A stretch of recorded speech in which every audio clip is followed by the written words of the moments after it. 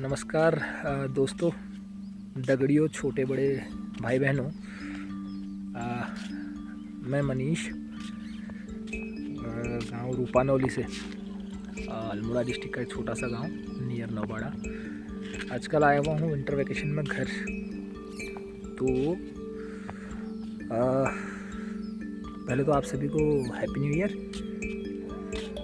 और ये वीडियो बनाने का एक पर्पज़ बस यही है कि अभी ना मैं आया तो हूँ घर, पर मेरी एज का गांव में एक भी लड़का नहीं है। और मैं कल काउंट कर रहा था तो ये पीछे हमारे पूरे गांव में 22-23 लोग होंगे घर पे, और मेरी एज का तो एक भी नहीं है लड़का। तो मुझे लगा यार कि डे बाय डे ना हमारा पहाड़ पलायन की बड़ी गंदी मार झेल रहा है। माइग्रेशन इतना हो गया है कि कोई नहीं है घरों पे, ज़्यादातर घर खाली बंद हो गए। तो मैंने कहा यार क्या पता इन फ्यूचर हम कहाँ रहें ना रहें, लेकिन अपने इस पहाड़ की यादों को एटलीस्ट अपने साथ इकट्ठा करके लेके चलते हैं। बाकी पहाड़ की खूबसूरती के कुछ नज़ारे आपको भी दिखाएं। मेरे पीछे देखना सनराइज़ हो रहा है, सुबह का टाइम है। एक कप चाय पी लिया, छत में घूम रहा था, और देखो वहाँ से सूरज निकल गया है। तो देखते हैं आज का दिन का क्या रहता है। तो आज मौसम तो बड़ा अच्छा है, धूप बड़ी क्लियर आ रखी है, बादल तो नहीं लगे हुए। तो मेरे साथ एक दो दोस्त हैं जिनके साथ दिन कटेगा मेरा। एक तो है ये चंपक। चंपक, सबको हाय बोलो, हाय बोलो। चंपक की ना एक एज काफ़ी हो गई, 11-12 साल हो गए इसको हमारे पास। तो अब ये थोड़ा एजेड हो गई है और धूप से नहीं बैठी अभी छत में। और एक और है लालू, ले एक और रहा पीछे, इधर आ, ले आ इधर, जल्दी आ, तेरी फोटो आ रही है। हाथ दे, गुड मॉर्निंग। एक ये है दगड़िया, तो दो दगड़िया तो ये है अब गाँव, बाकी तो पलायन के हिसाब तो कोई है नहीं। और एक मेरे पास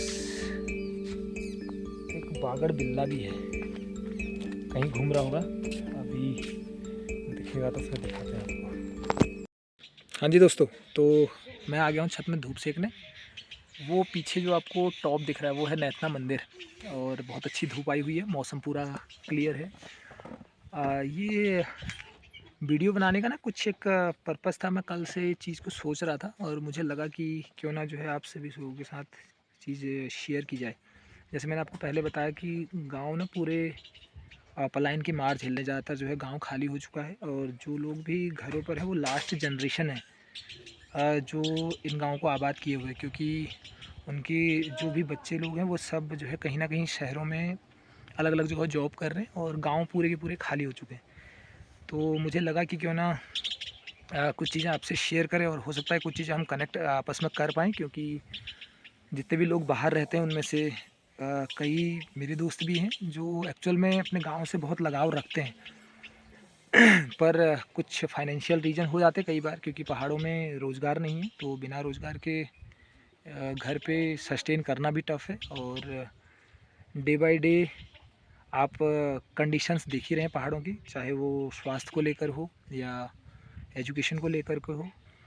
और अब तो ये पलायन की वजह से एक सबसे बड़ी प्रॉब्लम ये हो गई है कि जंगली जानवरों का आतंक, चाहे वो भालू हो, बाघ हो, तेंदुए हों, इनका डे बाय डे जो है रिस्क पहाड़ों में बढ़ रहा है।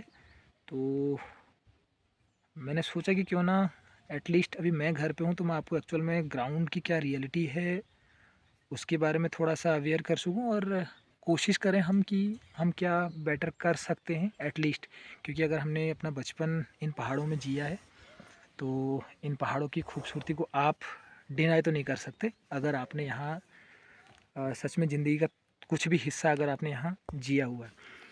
तो देखते हैं क्या क्या कर सकते हैं, और धीरे धीरे मैं अब आपको सारी चीज़ें जो मुझे समझ में आती हैं वो सारी आपके साथ जो है शेयर करके चीज़ों को अपडेट करूँगा, एंड लेट्स सी कि क्या बेहतर किया जा सकता है। तो जैसा कि अभी तक हम बात कर रहे थे कि उत्तराखंड में ना पलायन बहुत ज़्यादा हो गया है, पर ऐसा भी नहीं है कि जो है सभी लोग पहाड़ से बाहर ही रह रहे हैं। कई मेरे छोटे भाई बहन ऐसे होंगे जो अभी अपनी स्कूलिंग कर रहे होंगे या स्कूलिंग करके कॉलेज कर रहे होंगे, और मैं एक्चुअल में ये सारी चीज़ें स्पेशली उन्हीं के लिए बना रहा हूँ कि जिनकी स्कूलिंग कंप्लीट हो गई है।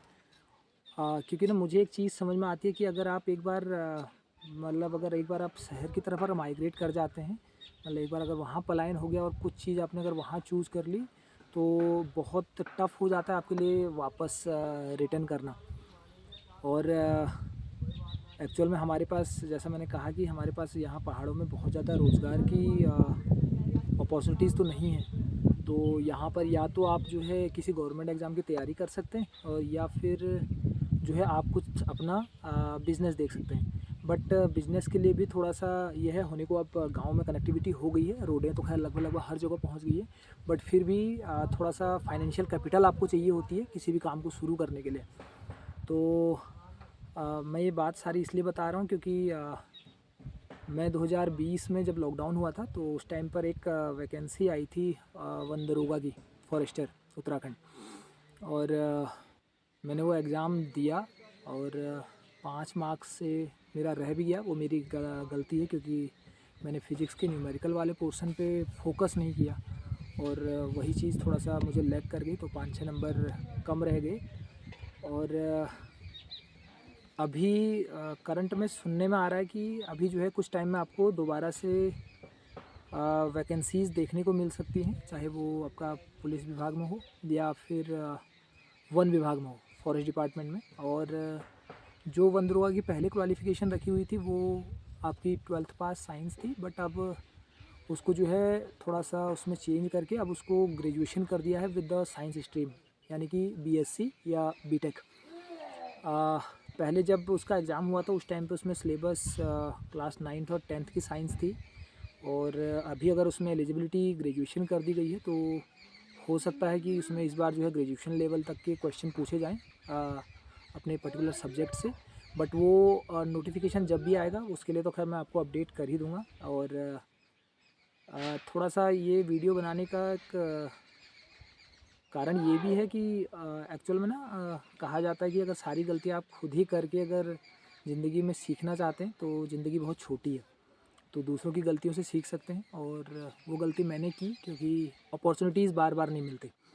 उस टाइम पे अपॉर्चुनिटी थी तो वो 5 नंबर का मुझे भी लगा कि वो 5 नंबर एक्चुअल में कवर अप किए जा सकते थे, बट थोड़ा सा नहीं हुआ क्योंकि उस टाइम पे थोड़ा सा उस एग्ज़ाम में पहली बार में वो कैंसिल हो गया, क्योंकि उसमें थोड़ा सा धांधली वाला, मतलब कुछ करप्शन वाला जो है आ गया। सीट लोगों ने पैसे देकर सीटें ख़रीद ली, फिर वो 1 साल तक डिले रहा, तो वो जो फ्लो बना हुआ था पढ़ने का वो पूरा टूट गया।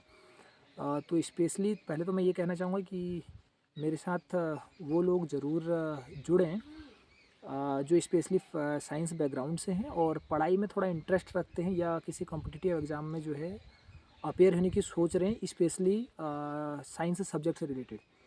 अभी मैं एक स्कूल है दिशा कॉन्वेंट चकुटिया में, वहाँ एज अ टीजीटी साइंस मैं अभी वहाँ काम कर रहा हूँ। और कई साल हो गए हैं स्ट्रगल में। ऐसा नहीं है कि मैंने चीज़ें अचीव कर ली हैं, पर ऐसा है कि ठीक है, टारगेट अचीव हो जाना ही ज़रूरी नहीं है। मेन चीज़ है आप प्रोसेस को कितना एंजॉय कर पा रहे हैं, वो मेन चीज़ है। और 2026 में उत्तराखंड में आपको कुछ गवर्नमेंट जॉब्स के रिगार्डिंग तो आपको कुछ अपडेट्स देखने को मिलेंगी, क्योंकि 2027 में इलेक्शन है, तो उसमें जो है आपको कुछ वैकेंसीज़ यहाँ देखने के लिए ज़रूर मिलेंगी।